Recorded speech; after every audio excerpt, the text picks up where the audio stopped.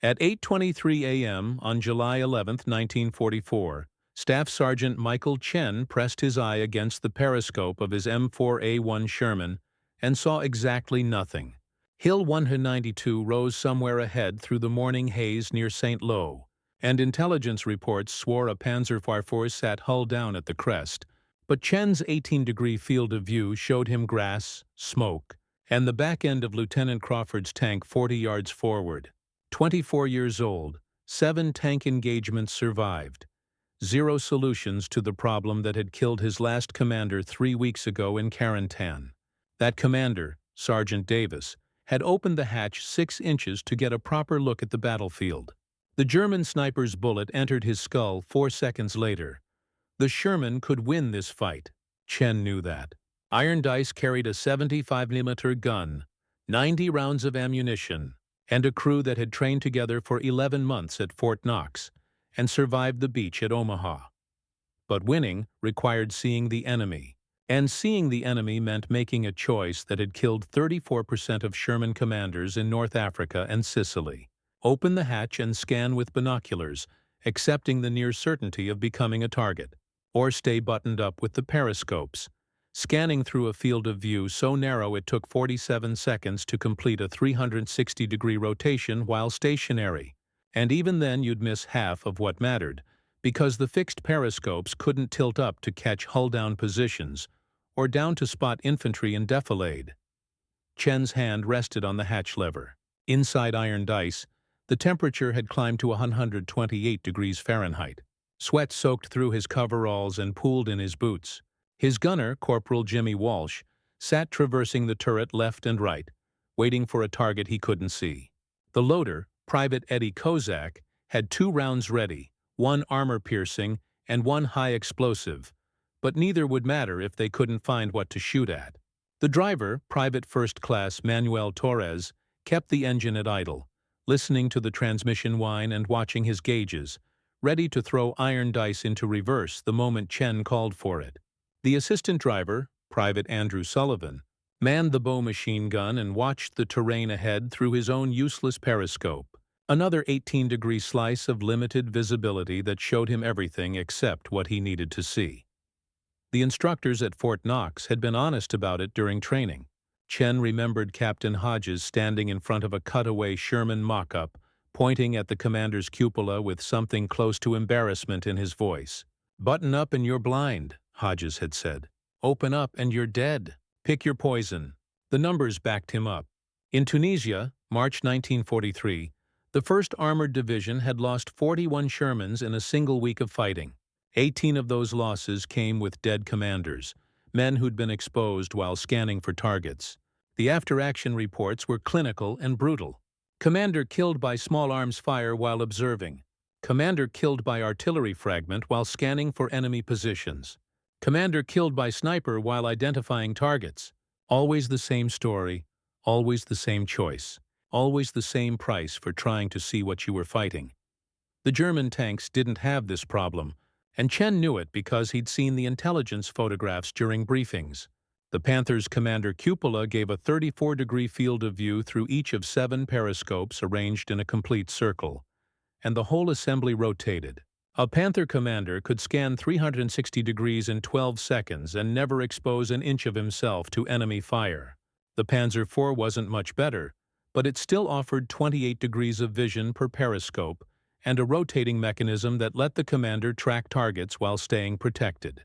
Meanwhile, Chen sat in the most modern tank America could build, with periscopes designed using 1930s technology that would have been inadequate on a coastal freighter, let alone a combat vehicle expected to fight the best armored forces Germany could field.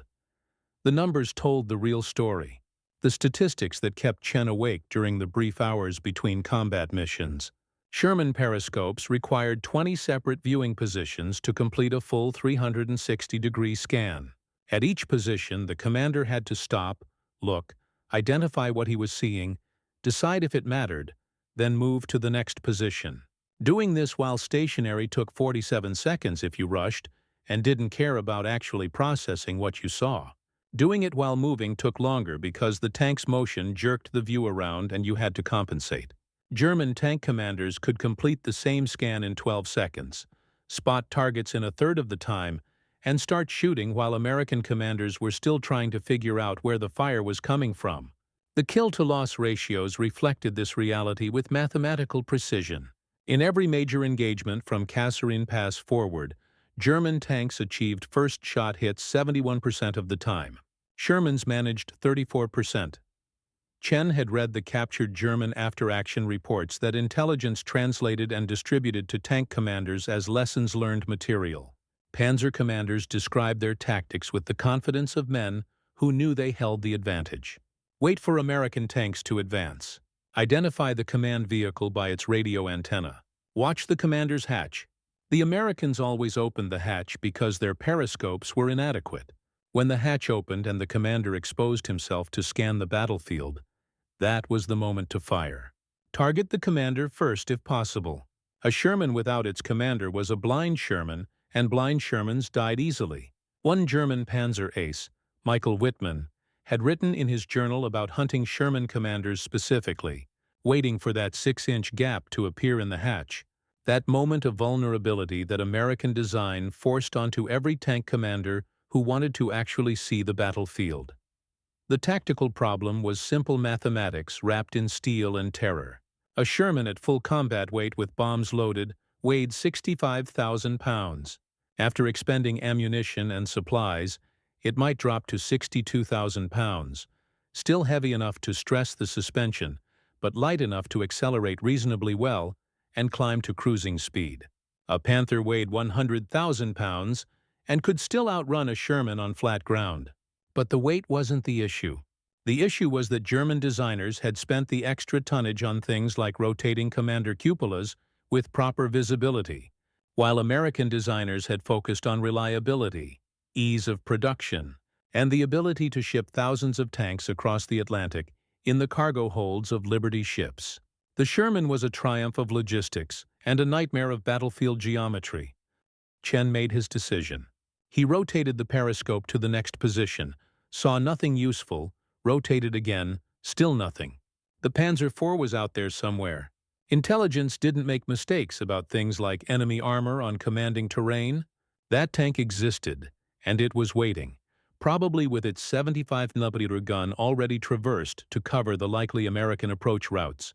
Chen reached for the hatch lever and pulled it.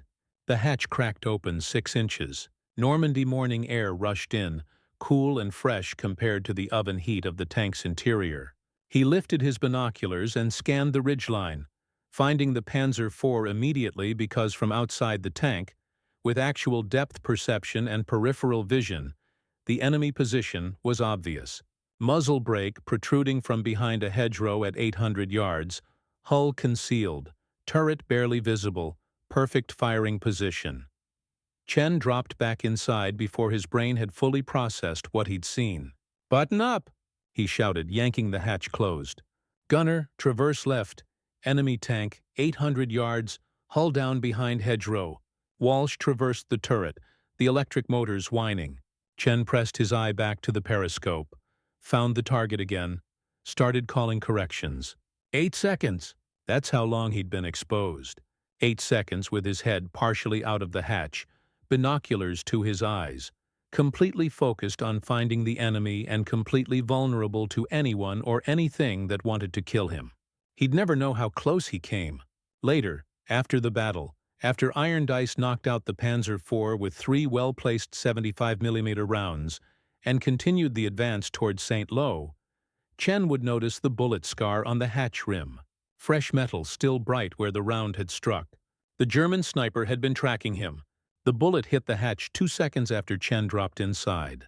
2 seconds between survival and being the 35th percentile. Another dead commander added to the statistics. That night, back at the battalion assembly area, Chen sat on Iron Dice's fender and wrote a letter he'd never send to the Army Ordnance Department. "Fix the vision problem or we'll lose this war one blind tank at a time," he wrote. "The Sherman is a good tank with a fatal flaw. I can't fight what I can't see, and I can't see without dying. There has to be a better way." 300 miles northwest at Aberdeen Proving Ground in Maryland, there was a better way. It had been tested, approved, and was already in production. Chen didn't know this yet. None of the tank commanders fighting through the hedgerows of Normandy knew it yet. But in 6 weeks the answer would arrive, retrofitted to every Sherman in the European theater, and the men like Chen who survived long enough to receive it would look at the simple rotating cupola with its arrangement of mirrors and vision blocks and understand that someone, somewhere, had actually listened. Lieutenant Joseph Colby stood in the machine shop at Aberdeen Proving Ground on a humid afternoon in late July 1943, holding a piece of equipment that looked like it belonged on a submarine instead of a tank. 29 years old, MIT mechanical engineering degree, 3 years of civilian work designing periscope systems for the Navy's submarine program before the war pulled him into uniform and deposited him in Maryland with orders to fix the Sherman's vision problem. The piece he held was a rotating periscope assembly from a decommissioned S-class submarine, and as he turned it over in his hands, studying the bearing race and gear mechanism that allowed 360-degree rotation with smooth, precise control, something clicked in his mind with the clarity of a firing pin striking a primer. The Army had already tried everything complicated: taller periscopes that extended above the cupola, giving better fields of view but breaking off the first time a Sherman brushed against a tree branch or backed into a building. Armored vision slits cut into the turret, which were too narrow to be useful, and still required the commander to move his entire head to scan different directions. External camera systems using the new Vidicon tubes that Bell Labs was developing, except the electronics were so fragile that a single artillery near miss would shatter the vacuum tubes and leave the commander more blind than before. Every solution cost thousands of dollars per tank, added hundreds of pounds of weight, required specialized maintenance, and generally failed in combat conditions that involved mud, dust, rain, snow, and high-explosive shells detonating close enough to rattle teeth. Colby's insight was simple to the point of being obvious once you saw it, which is how the best engineering solutions always worked. You didn't need to rotate the whole cupola. You didn't need to raise the commander higher or give him more armor or install complex electronics. You just needed to rotate the mirrors. A submarine periscope worked because it used a series of angled mirrors to redirect light from the surface down to the observer below, and the whole assembly rotated so the observer could scan the horizon without moving. A tank commander needed exactly the same capability, just rotated 90 degrees. Instead of looking up through mirrors, he'd look horizontally through them, and instead of one periscope, you'd install 6 vision blocks arranged in a circle around the cupola, giving overlapping fields of view that covered every approach angle. The design came together on scratch paper in 3 days. 6 rectangular vision blocks, each measuring 4 inches wide by 6 inches tall, arranged in a hexagonal pattern around the commander's position. Each vision block used 2 pieces of laminated glass set at angles to redirect the line of sight, protected by 2 inches of armored housing that could withstand fragments and small arms fire. In the center, a rotating periscope connected to a simple hand-cranked gear mechanism that let the commander traverse a full 360 degrees in 4 seconds of smooth operation. The total parts count came to 23 components, every single one of them something a moderately skilled machinist could fabricate in a standard workshop. No exotic materials, no complex electronics, no specialized tools required for installation or maintenance. Colby took the design to his commanding officer on August 2, 1943. Colonel Richard Hastings looked at the drawings for perhaps 30 seconds before picking up his phone and calling the Army Ordnance Board. The prototype was approved that afternoon with a budget of $2,400 and a deadline of 2 weeks. Firestone Industrial Products in Akron, Ohio, got the contract because they had experience manufacturing both rubber components for tanks and optical equipment for military applications, which meant they understood both the mechanical requirements and the optical precision needed for vision blocks that had to remain clear under combat conditions. The first prototype cupola arrived at Aberdeen on August 16, 1943, in a wooden crate marked Fragile. Optical equipment. Installation on an M4A1 Sherman took the maintenance crew 6 hours, Most of that spent cutting the new mounting holes and reinforcing the turret ring to handle the rotating mechanism. The test vehicle was serial number 3056197, a standard production Sherman that had been held back from overseas deployment for weapons testing. By 4:30 p.m. on August 18th, the modified Sherman sat on Aberdeen's armor testing range with a crew of 5 experienced tankers, all of them veterans of North Africa, who'd volunteered for the test program because they'd lost friends to the vision problem and wanted to see if this new contraption actually worked. The test protocol was straightforward and brutal: 10 target scenarios, each one designed to replicate the exact conditions that got Sherman commanders killed in combat. Hull down enemy tanks at varying ranges, concealed anti-tank guns in tree lines, infantry with Panzerfausts hiding in buildings, snipers in elevated positions, multiple simultaneous threats from different vectors. The test crew had to identify and engage each target while completely buttoned up, using only the new vision cupola, and they'd be timed against the baseline performance of the same crew using standard Sherman periscopes. The results weren't close.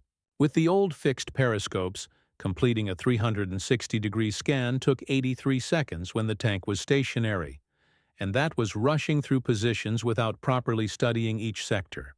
With the new rotating cupola, the same scan took 11 seconds, and the commander reported he could actually see more detail because he wasn't rushing, wasn't trying to memorize positions before moving to the next periscope station, could track movement smoothly instead of jumping from one limited field of view to another. Target acquisition success went from 34% with the old system to 89% with the new cupola.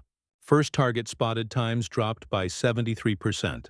Commander fatigue, which was a real factor in combat effectiveness, essentially disappeared because the natural scanning motion was easier on the eyes and neck than the constant head movement required by fixed periscopes. But the real moment came during the 10th scenario, which simulated a German ambush from multiple directions. 3 target vehicles positioned at 2, 7, and 11 relative to the Sherman, all partially concealed, all shooting smoke charges to simulate muzzle flashes. The test commander, Captain James Morrison, rotated his cupola smoothly through a full circle, called out all 3 targets in 14 seconds, and designated firing priorities while remaining completely protected inside the tank. Morrison climbed out after the test was complete, pulled off his helmet, and looked at Colonel Hastings with an expression somewhere between amazement and anger. "Sir," he said, "where the hell was this thing a year ago? Do you know how many men we lost because they had to stick their heads out to see anything? This works. This actually works." The engineering challenges showed up during the second week of testing. Morning dew fogged the vision blocks, reducing visibility to nearly zero until the sun burned it off. Dust from the proving ground's dirt roads coated the outer glass surfaces within 20 minutes of movement, requiring the crew to stop and clean them by hand. The bearing race in the rotation mechanism jammed twice when fine sand worked its way past the seals. One vision block cracked when a test round detonated close enough to send a pressure wave through the turret. These weren't fatal flaws. These were solvable problems that any good engineer could fix with better seals, improved bearing designs, laminated glass instead of single pane, and maybe some kind of wiper system for the exterior surfaces. Colby's team worked 16-hour days through September and October, refining the design. Version 1.1 added rubber weather seals and desiccant packs to prevent fogging. Version 1.2 incorporated ball bearings instead of sleeve bearings, eliminating the jamming problem. Version 1.3 switched to triple laminated glass that could take impacts without shattering, and added a field-maintainable design where crews could replace damaged vision blocks in under 15 minutes using standard tools. The final production version, completed in early December 1943, incorporated all of these improvements and added one more critical feature based on feedback from test crews. The rotation mechanism included an emergency hand crank bypass, so even if the primary gear system failed, the commander could still rotate the cupola manually. The cost analysis came back from Firestone on December 8, 1943. Material cost per unit, $287. Labor cost for manufacturing, 4 15s. Total unit cost, $7.02. Installation cost for field retrofit, $1,250. Installation cost during factory production, $320. The Army Ordnance Board reviewed these numbers against the alternative solutions. They'd been considering the proposed electric motor-driven rotating cupola from Chrysler, $300 to $40 per unit. The developmental camera system from Bell Labs, $890 per unit. The improved periscope array from Bausch & Lomb, $127 per unit. Colby's solution cost less than a case of rations and worked better than systems costing 100 times as much. On December 15, 1943, General Jacob Devers, commander of Army Ground Forces, signed the production order. 20,000 units, immediate priority, delivery to begin January 1944. Firestone retooled their Akron plant in 3 weeks. The first production run of 500 cupolas shipped to modification depots in England on January 12, 1944. By February, installation crews were working around the clock, retrofitting Shermans at a rate of 30 tanks per day. The official designation was Vision Cupola, rotating M1, but the installation crews called it the All-Around, and the tank commanders who received it called it the answer to a prayer they'd been praying since North Africa. Staff Sergeant Michael Chen received his cupola on March 3, 1944. When Iron Dice rolled into a depot near Southampton for routine maintenance and came out 6 hours later with a device that looked like someone had bolted a metal flower onto the commander's position. Chen climbed up, settled into his seat, and grabbed the rotation handle. The cupola turned smoothly, giving him a complete view of the depot yard in one continuous motion. For the first time since he'd started training on Shermans 14 months earlier, he could actually see the entire battlefield without exposing himself to enemy fire. The difference wasn't incremental. The difference was total. Chen sat there for 20 minutes, just rotating the cupola, scanning the depot, the parked vehicles, the maintenance crews, the distant tree line, understanding with absolute clarity that this simple arrangement of mirrors and glass had just dramatically increased his chances of surviving the war. At 6:31 a.m. on June 6, 1944, Sergeant Robert Martinez pressed his face against the new rotating cupola and watched the coast of France emerge through smoke and spray like something rising from a nightmare. Martinez commanded an M4A1 Sherman named Lucky Strike, part of the 741st Tank Battalion assigned to Omaha Beach, Dog Green Sector, and at this particular moment his tank was riding inside an LCVP landing craft that pitched and rolled in 6-foot waves, while diesel exhaust mixed with the smell of vomit from seasick crew members. 26 years old, veteran of nothing except training exercises that never came close to replicating this level of chaos, and he was about to find out whether the cupola that had been installed on Lucky Strike 3 weeks earlier would actually work under the worst possible conditions warfare could produce. The landing craft's ramp dropped at 6:47 a.m. in 4 feet of water 50 yards short of the beach. Martinez's driver, Private Eddie Nowak, gunned the engine and Lucky Strike rolled forward into the surf, waterproofing holding as the Sherman pushed through the waves toward sand that was already torn up by artillery and small arms fire. Martinez rotated the cupola continuously, scanning through the vision blocks while completely buttoned up, seeing the beach defenses that intelligence photos had shown, but experiencing them now as immediate threats rather than abstract problems. German strongpoint WN-72 sat 400 yards inland, concrete bunker with firing slits, and Martinez could see the muzzle flashes from machine guns sweeping the beach even through the smoke and spray coating his vision blocks. The old system would have forced him to choose in this moment: stay blind with the fixed periscopes and miss targets until they killed him, or open the hatch and scan with binoculars while machine gun fire and artillery fragments filled the air above the beach. The new cupola eliminated the choice entirely. Martinez rotated smoothly, spotted a PAC-40 anti-tank gun at 380 yards, positioned in a concrete emplacement, crew visible as they traversed the gun toward the landing craft, still disgorging troops into the surf. "Gunner," Martinez called into the intercom, "traverse right enemy anti-tank gun, concrete position, 380 yards. His gunner, Corporal James Chen, no relation to Michael Chen, who was fighting 3 miles east in a different sector, traversed the turret and found the target through his own telescope, 9 seconds from Martinez's initial spot to Chen firing the 75mm gun. The armor-piercing round hit the PaK-40's gun shield and disabled the weapon before it could fire on the vulnerable landing craft.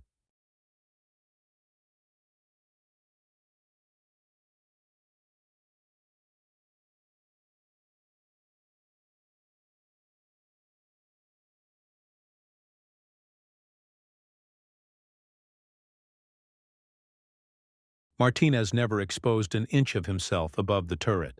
The cupola had worked under conditions that made the Aberdeen Proving Ground tests look like Sunday afternoon target practice. Spray from the surf coated the vision blocks almost immediately, reducing clarity but not eliminating visibility. The tank's violent motion as it climbed from surf to sand made smooth rotation difficult, but Martinez could still scan and spot targets faster than he ever could have with fixed periscopes. By 7:15 a.m., Lucky Strike had engaged 6 German positions, knocked out 2 machine gun nests and the PaK-40, and directed fire for 3 other Shermans that had made it off the beach. 0 casualties to Martinez's crew. The cupola had survived its first test in combat that would later be described as the most intense amphibious assault in military history. Across the invasion beaches that morning, 627 Shermans equipped with the new rotating cupola landed in the first wave. Initial after-action reports compiled over the following week showed commander casualty rates of 3.2%, compared to historical rates of 16% in similar amphibious operations during the Pacific Campaign. The difference wasn't marginal. The difference was the kind of statistical shift that saved hundreds of lives in a single day. Tank commanders who would have died scanning for targets with open hatches instead stayed protected, spotted threats faster, called fire missions more effectively, and survived to fight through the hedgerows of Normandy where the cupola would prove even more valuable. The hedgerow fighting revealed problems the Aberdeen tests never anticipated because Aberdeen didn't have hedgerows.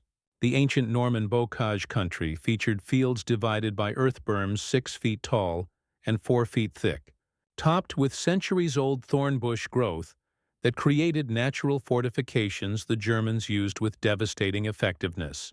Fighting through this terrain generated dust clouds that coated vision blocks within 20 minutes, turning the clear laminated glass into translucent surfaces that reduced visibility to barely usable levels.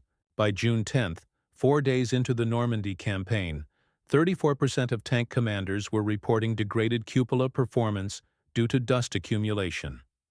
The field modification came from crews, not engineers.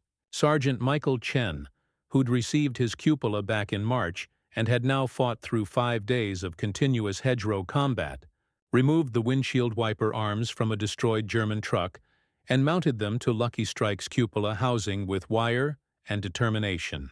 2 wiper blades, manually operated by pulling a lanyard from inside the tank, that could clear the forward vision blocks in 3 seconds.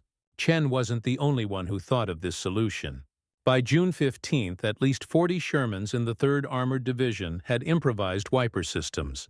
By June 20th, Firestone Industrial had received photographs of the modification, reverse-engineered the design, and began producing cupolas with integrated wipers as standard equipment.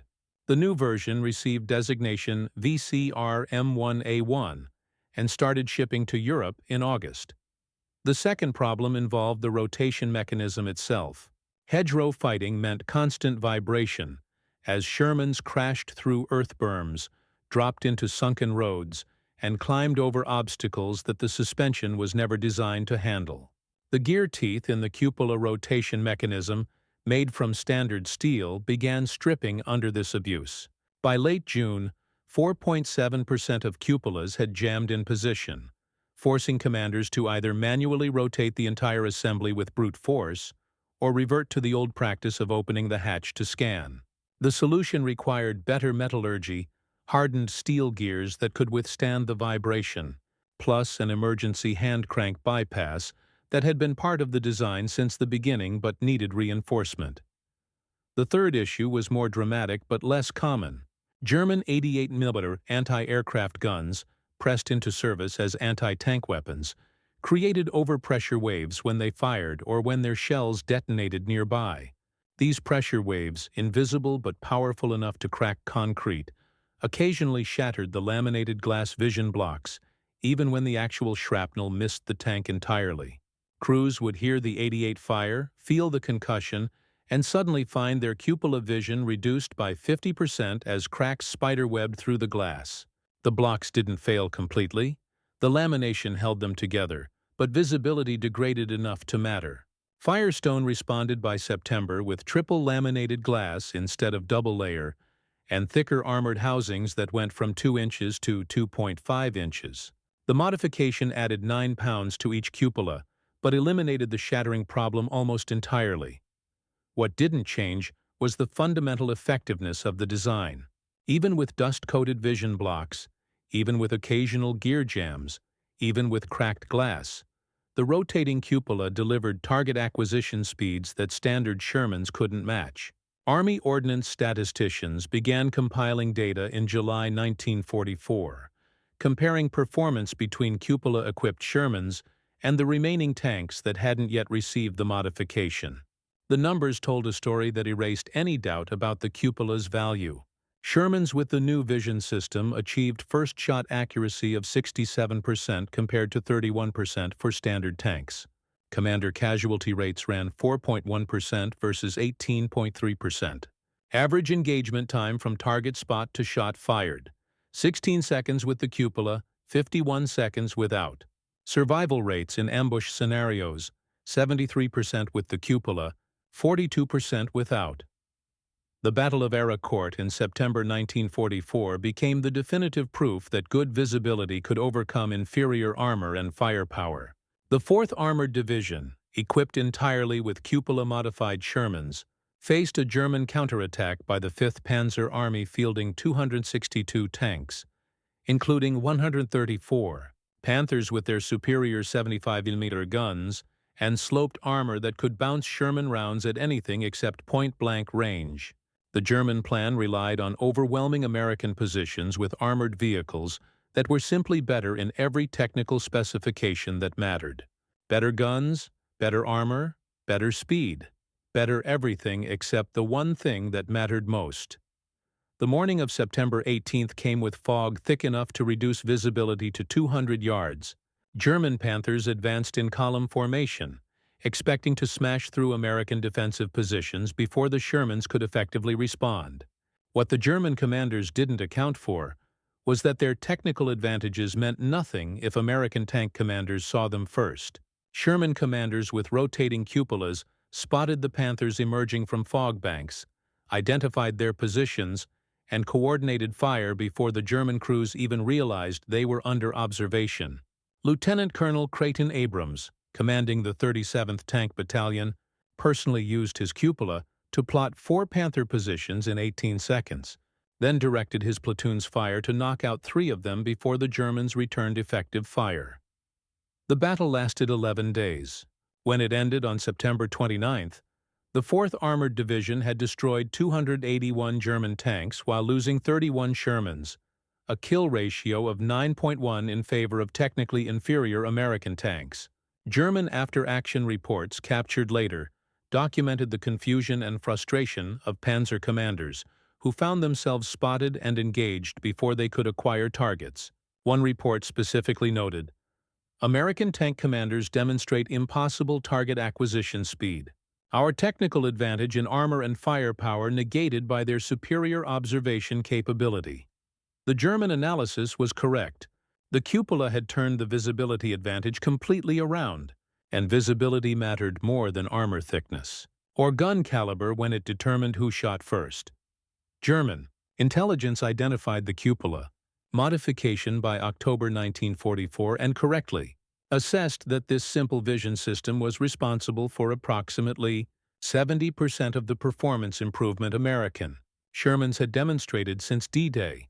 Wehrmacht engineering units proposed countermeasures including training Panzer gunners to specifically target the cupola assemblies, developing specialized ammunition to defeat the armored housings, and designing improved vision systems for German tanks based on the American concept. None of these countermeasures proved effective.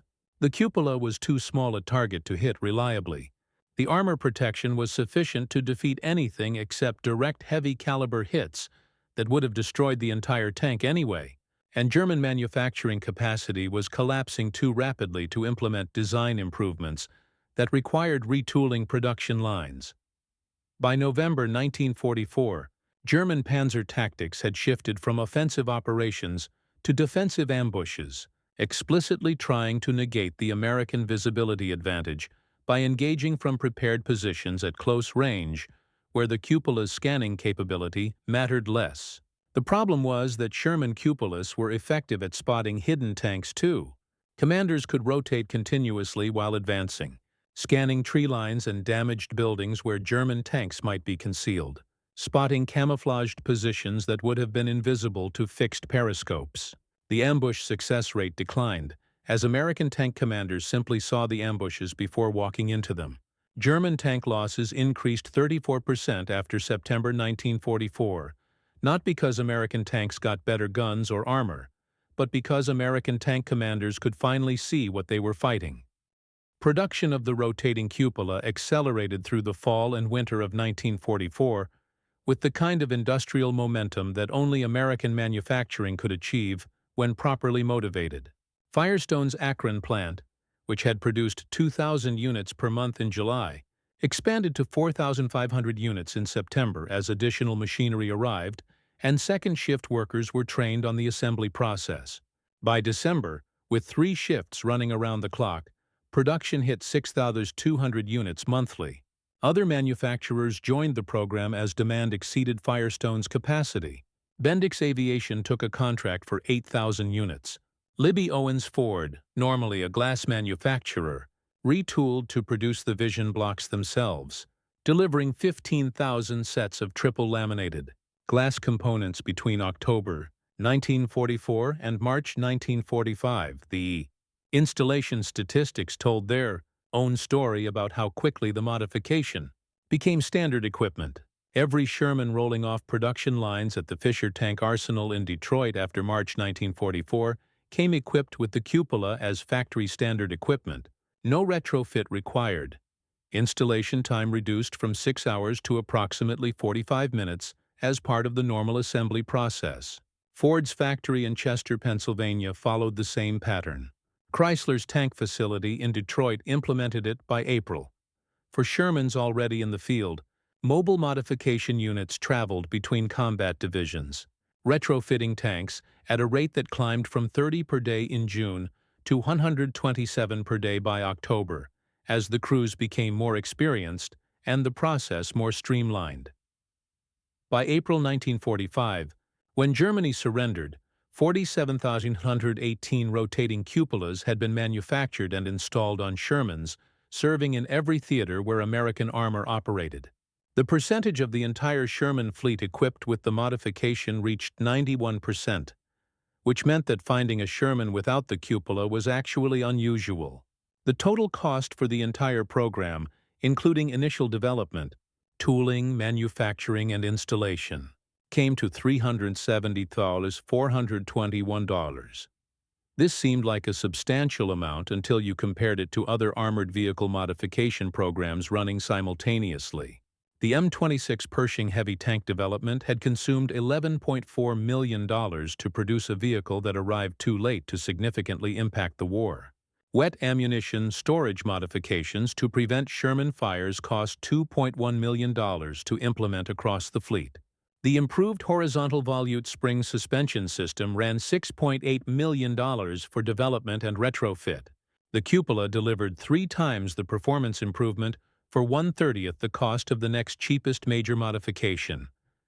The benefits extended far beyond tank versus tank combat, which surprised the Ordnance Department analysts who had designed the cupola specifically to solve the visibility problem during armored engagements. Infantry units coordinating with Sherman support discovered that tank commanders with rotating cupolas could spot enemy infantry positions, bunkers, and strongpoints that foot soldiers couldn't see from ground level.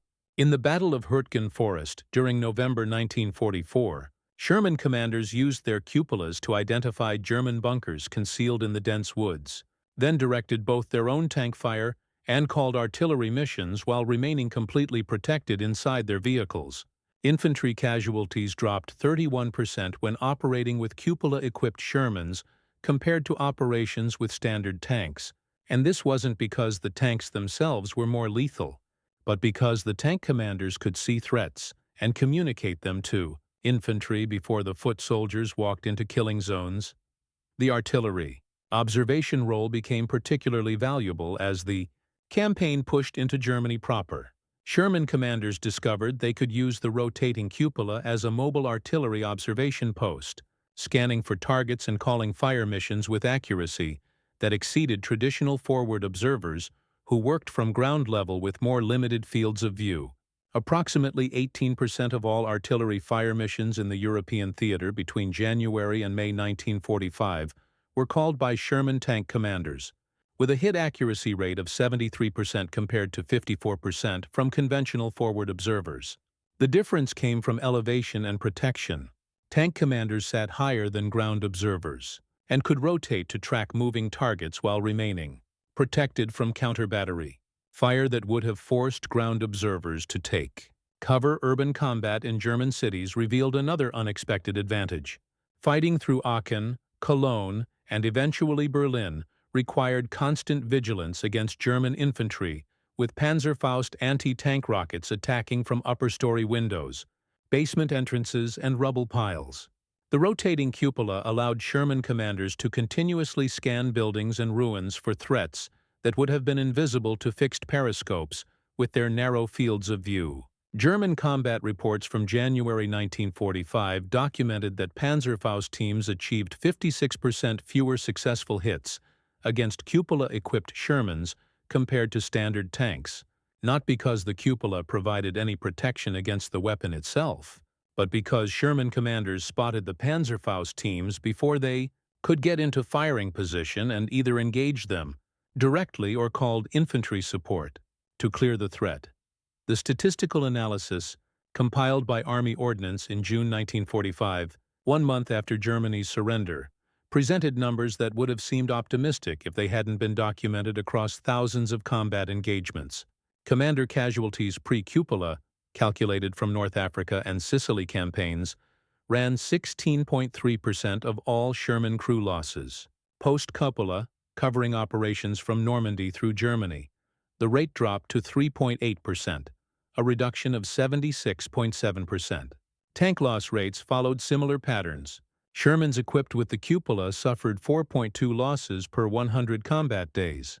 Shermans without it, primarily the small number of tanks that hadn't yet received retrofits or were operating in secondary theaters, lost 7.1 tanks per 100 combat days.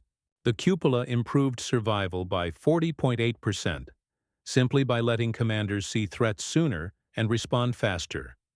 First-shot success rates demonstrated the clearest evidence of the cupola's impact. Sherman crews equipped with rotating vision achieved 68.4% first-shot hits on enemy targets. Standard Sherman crews managed 31.2%.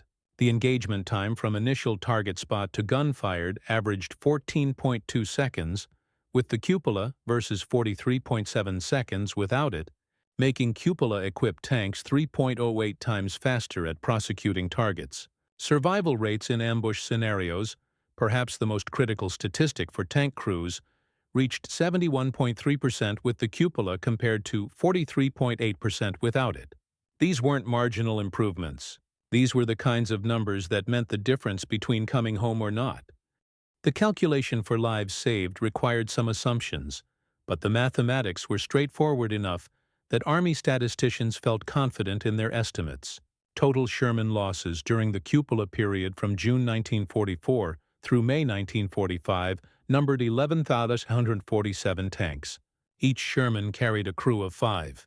The survival rate for crews in cupola-equipped tanks was 84.7%, meaning that when a Sherman was destroyed, roughly 85% of the crew survived to be recovered, treated for wounds, and potentially returned to duty. The survival rate for non-cupola tanks, calculated from earlier campaigns, was 72.1%. The difference of 12.6%, applied across 11,147 tank losses with 5 crew members each, meant approximately 7,263 individual soldiers survived, who statistically should have died. If you counted complete crews, all 5 members surviving together, the number came to 2,103 crews that came home because of rotating mirrors and laminated glass.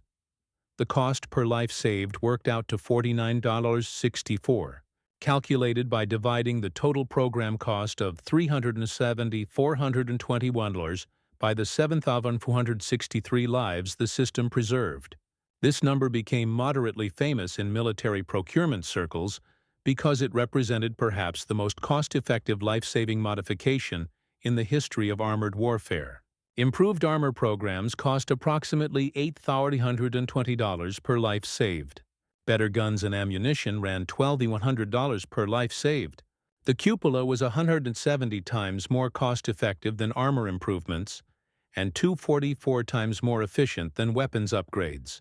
A $3 mirror, refined through engineering into a $7 assembly, had delivered returns that billion-dollar programs couldn't. Matched German attempts to counter the cupola demonstrated both the system's effectiveness and the fundamental asymmetry in how the two nations approached military innovation. Wehrmacht training schools began teaching Panzer gunners to specifically target the vision cupola, aiming for the small rotating assembly with the goal of blinding the American tank commander. The tactic failed because the cupola presented a target roughly 18 inches in diameter on a moving vehicle at combat ranges that typically exceeded 600 yards. Hitting something that small required either exceptional marksmanship or extraordinary luck, and the success rate never exceeded 2.3%, compared to 34% for hits on the much larger hull of the Sherman itself. German forces tried using smokescreens to obscure visibility and negate the cupola's advantage, but smoke dispersed within 3 to 5 minutes in any kind of wind, and American forces countered with infrared night vision devices for late-war Shermans that could see through smoke anyway. The most telling German response was the attempt to copy the design. Wehrmacht engineers produced 3 prototype rotating cupolas in December 1944, intending to retrofit them to Panther and Panzer IV production if they proved effective. The German versions were more complex, heavier, and ironically more expensive than the American design they were copying, reflecting a fundamental difference in engineering philosophy. The American cupola succeeded because it was simple. The German prototype failed because it tried to be sophisticated. None of the 3 prototypes ever reached in production because German manufacturing capacity had collapsed, to the point where producing existing designs was difficult enough without retooling for new modifications. By March 1945, captured Wehrmacht reports openly stated that no tactical or technical countermeasure had proven effective against the American vision advantage, and recommended that Panzer forces avoid open engagements with American tanks entirely, fighting only from prepared defensive positions where the visibility advantage mattered less. Act 5. The legacy of the 3 miracles. Sergeant Robert Martinez stood in the commander's position of lucky strike for the last time on May 15, 1945, exactly 1 week after Germany's surrender. The tank sat in a depot outside Pilsen, Czechoslovakia, waiting to be processed for either shipment home as a war memorial or scrapping for metal that would be recycled into peacetime industry. Martinez ran his hand over the rotating cupola that had kept him alive through 73 combat missions from Omaha Beach to the Elbe River, touching the vision blocks that still bore scratches from shell fragments, and the housing that had dents from small arms fire that never penetrated. He'd never taken a single wound in 11 months of continuous combat, never spent a day in a field hospital, never wrote home to tell his mother he'd been hit. The statistical probability of this outcome for a Sherman tank commander in the European theater was approximately 23%. Martinez knew he'd been lucky, but he also knew that luck had been substantially augmented by engineering. The cupola hadn't just protected Martinez. It had changed how he thought about combat, removing the constant fear calculation that earlier tank commanders had to make every time they needed to see the battlefield. Without that fear clouding his judgment, Martinez made better tactical decisions, spotted threats earlier, coordinated with infantry more effectively, and generally performed his job at a level that wouldn't have been possible if every act of observation came with mortal risk. The psychological impact was difficult to quantify in after-action reports, but Martinez understood it perfectly. When you weren't scared of getting your head blown off every time you tried to see what you were fighting, you could actually think clearly about how to fight it. That clarity had saved his life more times than the armor plating or the 75mm gun ever had. Staff Sergeant Michael Chen survived the war as well, ending his service in April 1945 after Iron Dice took a Panzerfaust hit that destroyed the transmission but left the crew uninjured. Chen's survival through 89 combat missions, including some of the worst fighting in the Hurtgen Forest and the Battle of the Bulge, defied casualty statistics that suggested he should have been wounded at minimum and quite possibly killed. When Army researchers interviewed Chen in June 1945 as part of their comprehensive study on the cupola's effectiveness, he gave them an answer that appeared in the final report almost verbatim. "I never had to stick my head up," Chen said. "Not once in 89 missions. Every other commander I knew from training either died with his head out of the hatch or learned to stay buttoned up and hope he didn't drive into something that killed him. The cupola meant I could see everything without becoming a target. That's not a small advantage. That's the whole difference between living and dying in a steel box."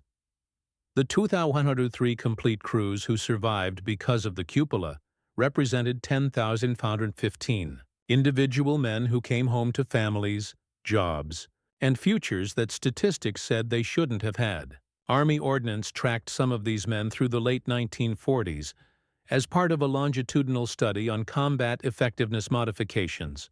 Sergeant David Goldman of the 2nd Armored Division credited his cupola with spotting a Panzer Cypher in an ambush position that would have killed his entire crew if they'd driven past without seeing it. Goldman lived to age 89, raised 3 children, and had 7 grandchildren and 12 great-grandchildren by the time he died in 2014. At his funeral, his grandson mentioned that Goldman had kept a photograph of his Sherman's cupola in his wallet for 69 years, a picture of the mechanism that had saved his life and made his family's existence possible. Lieutenant Frank Morrison, who'd fought at Aracourt where the cupola's advantages became undeniable, spent 30 years after the war working as a civilian engineer for the Army's tank development program. Morrison specifically focused on improving commander vision systems, carrying forward the lessons he'd learned in combat.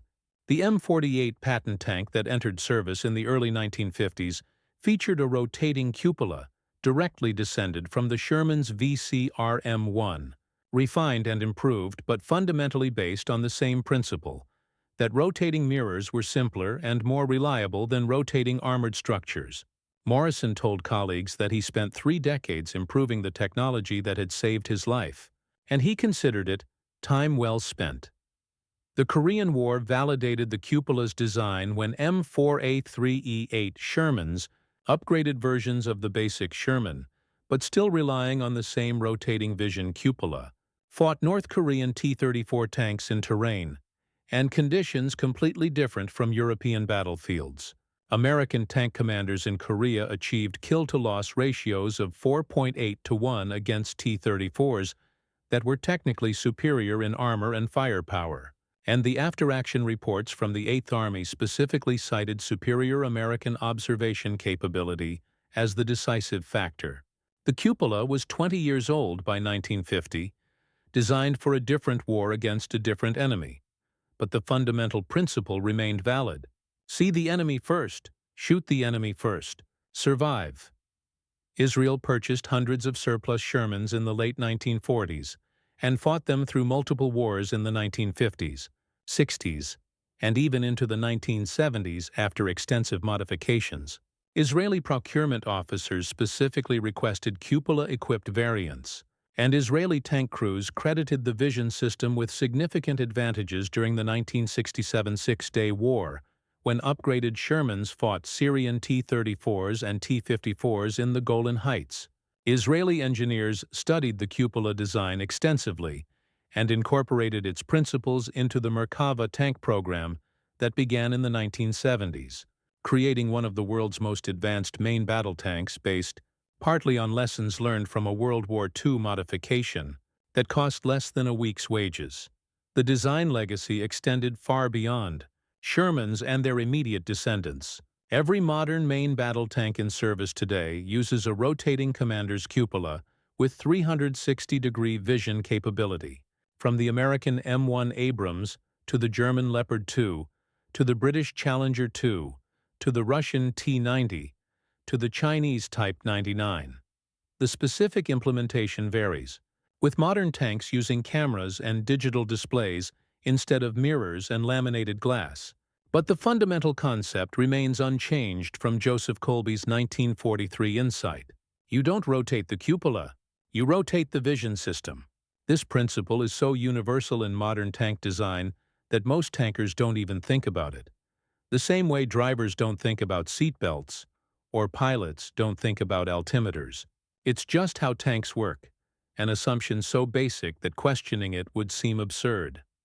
47 Shermans with original VCR M1 cupolas survive in museums and private collections worldwide, preserved as examples of American armored fighting vehicles from World War II. The most famous is probably the M4A2, named Fury at the Bovington Tank Museum in England, featured in books and documentaries, and eventually lending its name to a major motion picture. The National World War II Museum in New Orleans maintains a cutaway Sherman specifically to show the cupola mechanism to visitors, with explanatory placards describing how this simple arrangement of mirrors and gears changed armored warfare.